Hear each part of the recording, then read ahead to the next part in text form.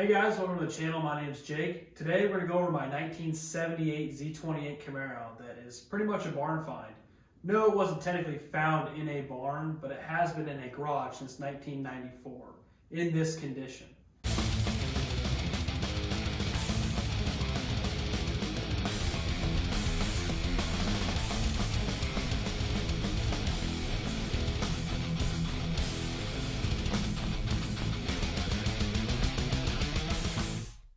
So this is actually my fifth second-gen Camaro that I've owned. It started back in high school when I had a 1980 Z28. That one was in the best condition of any of the ones I had, and I wish I still had it. And I've kind of been just chasing that one ever since. But this is the second best condition one I've ever had. This one came as a roller to me. A lady had actually posted it on Facebook for I think 400 bucks. I messaged her right away. I was like, hey, you know, this thing's worth way more than 400 bucks, you know, how about like 1,500, you know? As a roller, no title, but I could see by the pictures it was in really good condition. She messaged me back and said, well, I've got other people offering me more. So I was like, okay, well, you know, that's my offer, you know. I mean, you had it listed for $400, so anything over that, you know. So after that, she messaged me about a week later and said, you know, I could do that 1,500. And I was like, well, how about 1,000 and you deliver it? And she showed up with a trailer with her husband. They dropped it off, and I kind of bought it off, sight off scene. You know, I had never really looked at it or anything like that, and you know, I was worried. You know, there might be some rust and everything. There are some fading spots here and there. There is a little bit of rust in the rear corner, but underneath it is clean. The interior is good, minus the center console has a little bit of warping, and the leather seats at the bottom are just trash. But the tops are actually really good. So I'm gonna go over it, kind of show you guys, you know, all the nice features of it, and then, you know, the quality of it just as it sits.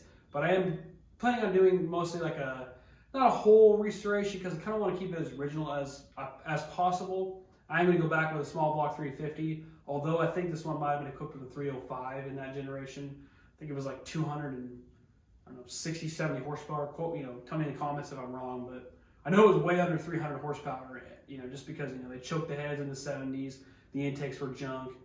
So I'm building just a 350 right now with double hump heads, a Summit Racing custom grind cam, just kind of going back with the stock bottom end, and a turbo 350 with a B&M, you know, shift kit. So nothing too crazy. I just kind of want to run right now. I do have plans in the future for maybe an LS swap, but just right now I just kind of want to get it out of the garage, running, you know, driving, kind of cruising, you know, just kind of a fun little vehicle. Not something I'm going to drive every day, obviously, but that's kind of where I'm at this point.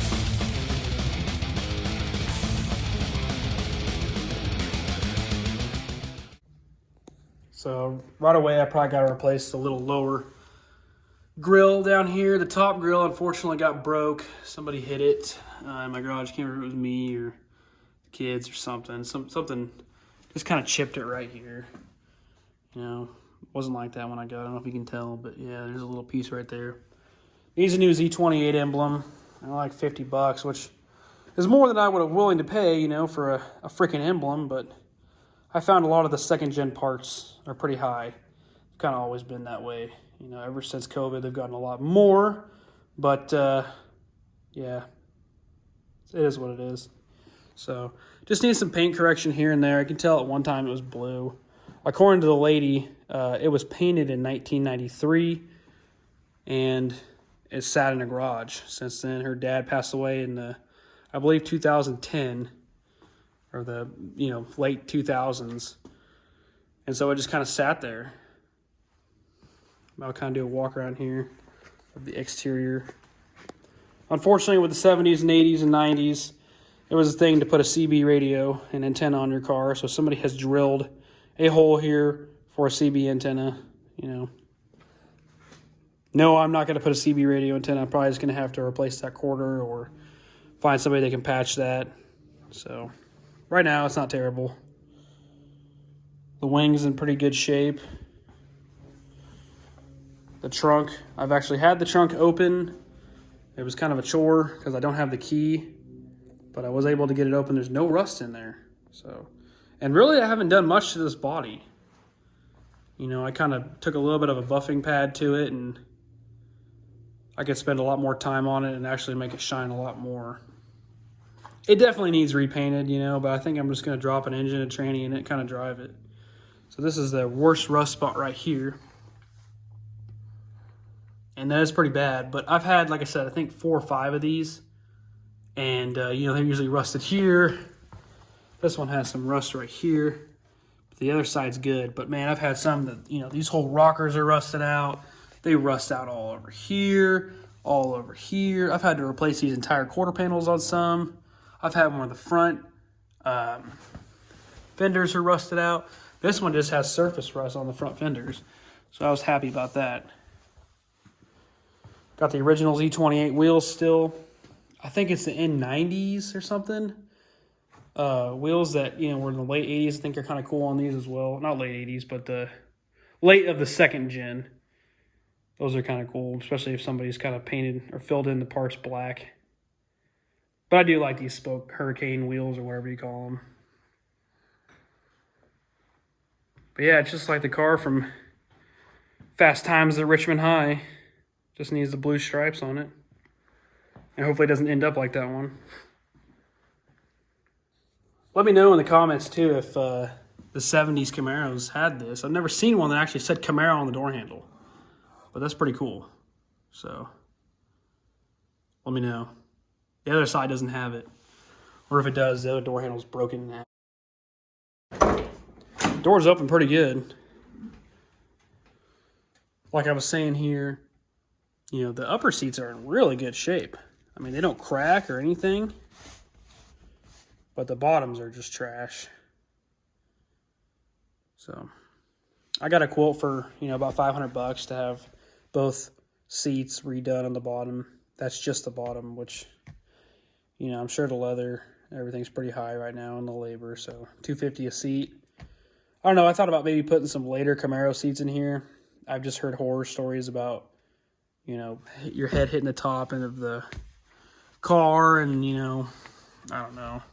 I like to go back with original stuff. I just think it's cool. You know, you kind of like are driving around in a time machine. So, still has the original steering wheel. And yeah, it's just as sticky as all the other ends I've ever had. I don't know why that is. But for some reason, all those steering wheels, I mean, I've found ways to get them to where they won't, you know, be so sticky. But every time I've bought them, it's like glue or something. This dash pad is in really good shape. Actually, the best I've ever had. Usually they're all cracked.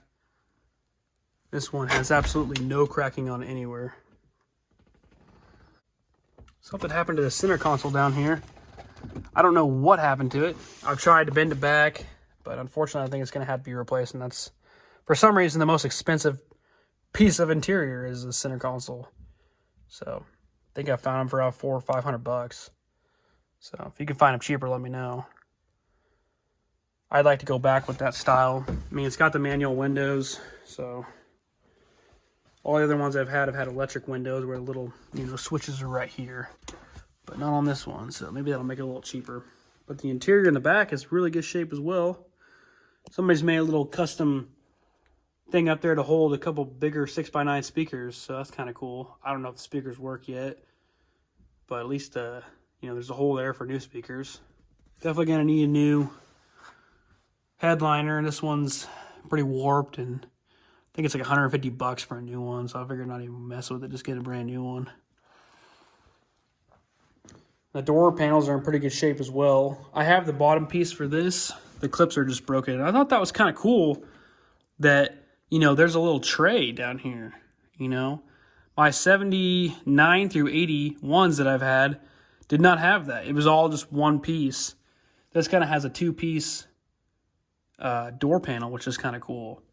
And I do love this 70 through 78 interior. Just, it feels more like the 70s to me. The wraparound dash, you know, the wraparound instrument cluster. It's a lot. It just feels more like the 70s for me. So, that's the interior of the car anyway. So here's the tranny I'm going to go with. Just a regular old short-tailed turbo 350. It's what originally came in the car. This one's actually I have an 81 Camaro. It's not going to make a difference. But the guy claims that it worked pretty good when he pulled it. I only paid $50 for it. Kind of a friend deal, but it's stuck. I think, you know, if you tighten these too hard or mess with them, they'll get stuck. The rooster coming there will pop up. So I'll take the pan off and see what's going on there. But I figured it's, you know, couple hours to rebuild one of these, like $300 with the shift kit for all the parts. Still need a converter, so maybe $400 or $500 in the tranny, you know, make it pretty good. I figured that's worth just going ahead and doing that and having to put it in the car, find out if it works, and then having to pull back out. So I'm just gonna go ahead and do that, fix it up for, I mean, I can eat the $500, no problem. You can't even buy a tranny for that these days, so I'm not worried about it. Here's the engine I'm going with right now, just a regular old 350.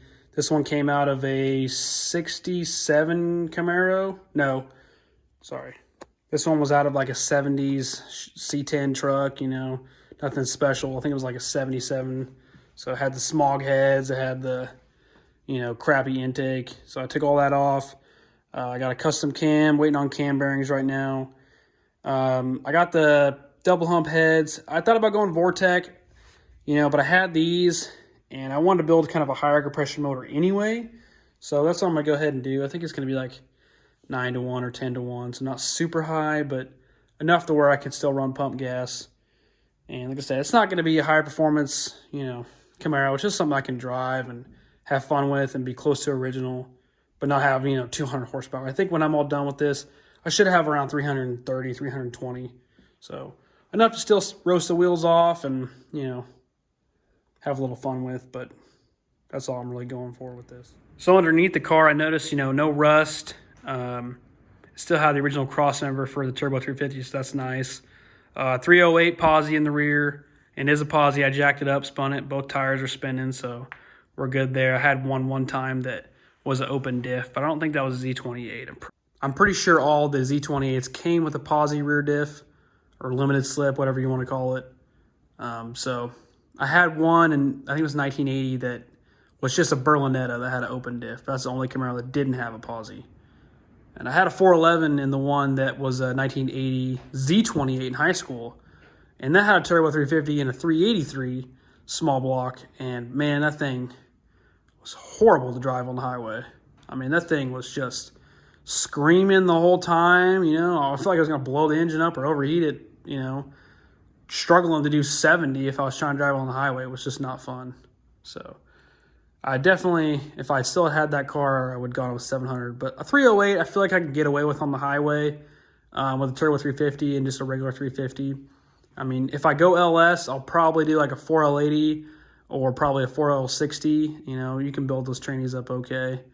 I thought about a turbo 400. I've got a turbo 400. I was actually right next to the 350. But that's kind of for my LS C10, and I have other videos on that's what that 400 is going to go in for right now. But I think right now, just as it is, 350 combo is going to be just perfect for what I need.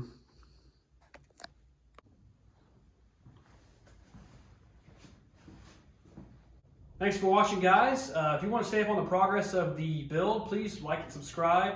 I don't actually have a name for this car. If you know anything about me, I like to name my cars. My C10 step side is, this is White Lightning. I have Dixie for my K10. I don't really know what to name this yet. I'm not huge on names. It's kind of what I just do for my kids and my wife, you know. It's kind of just a fun thing we like to do. But I haven't found a name for this one yet. So if you have any suggestions, please let me know.